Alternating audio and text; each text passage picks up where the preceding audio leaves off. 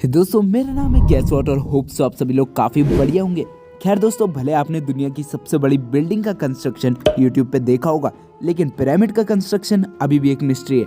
यहाँ तक कि पिरामिड को तो इंक्लूड भी किया गया था दुनिया के 7 अजूबों में से एक। अब ऑब्वियसली जब कोई अजूबे के बारे में बात होती है तो उसके ऊपर काफी सारी थ्योरीज भी आती है। तो इस वीडियो में हम जानने की कोशिश करेंगे उन सारी थ्योरी के बारे में जो कि आती है गीजा के पिरामिड्स के बारे में, और आज पर्दा उठाने की कोशिश करेंगे कि असल में पिरामिड बने कैसे थे।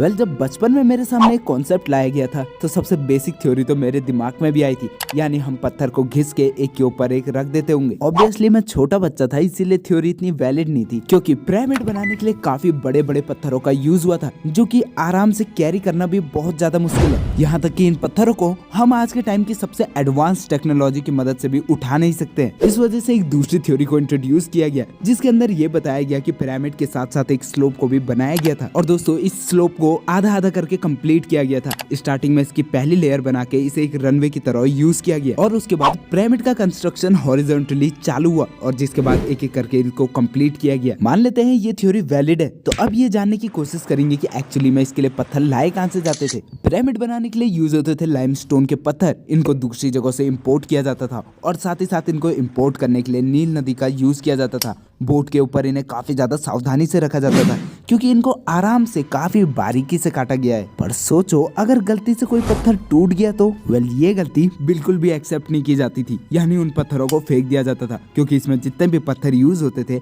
वो बराबर सिमेट्री के साथ काटे गए थे। अब हो सकता है आप लोगों के मन में भी एक सवाल आया हो कि ऐसा तो हो नहीं सकता है कि हर पत्थर हर जगह पे अच्छे से लग जाए, इस वजह से उनकी चढ़ाई की जाती थी, यानी अच्छे से उनको छिला जाता था। दोस्तों अगर आप किसी भी पिरामिड को ऊपर से देखोगे तो आप लोगों को ये दिखेगा कि इसके चारों फेस चारों डायरेक्शन की तरफ को है। इसकी वजह से आती है यहाँ पे एक तीसरी थ्योरी जिसे कहते हैं ओरियन कॉन्स्टिट्यूशन थ्योरी। एक्चुअली में माना जाता है पिरामिड काफी सारे हैं वहाँ पे, तो उनको एक पैटर्न के हिसाब से लगाया गया। हाँ, ये वही पैटर्न है जो कि आसमान में ओरियन कॉन्स्टिट्यूशन का है, और दोस्तों उस टाइम के आर्किटेक्ट ने ये जानबूझ करके किया था। अब ऑब्वियसली दोस्तों ये थ्योरी 100% राइट तो बिल्कुल भी नहीं है, लेकिन एक अज्यूम्पशन है। लेकिन इसके बावजूद अब आते हैं दुनिया के सबसे अमीर आदमी यानी एलन मस्क। अब क्वेश्चन सामने था, यानी पिरामिड किसने बनाया, तो आंसर भी सबसे अमीर आदमी का था, एलियन। अब आदमी अमीर हो सकता है लेकिन वो स्मार्ट हो, इस बात की कोई गारंटी नहीं है, क्योंकि दोस्तों पूरी दुनिया जानती है एलन मस्क एक ऐसे आदमी है जो कि एक बार अपने आप को एलियन भी बता चुके हैं। तो इस मौके पे एलन मस्क का ट्वीट आया कि पिरामिड को एलियंस ने बनाया। अब ऑब्वियसली इसके बाद खुश तो कौन ही होगा, पूरी इजिप्ट की गवर्नमेंट इनके अगेंस्ट चले गए। हर एक आर्कियोलॉजिस्ट और साथ ही साथ हिस्टोरियन ने इनके ऊपर कमेंट पास किए, और हर बार की तरह एलन मस्क ने ट्वीट वापस ले लिया।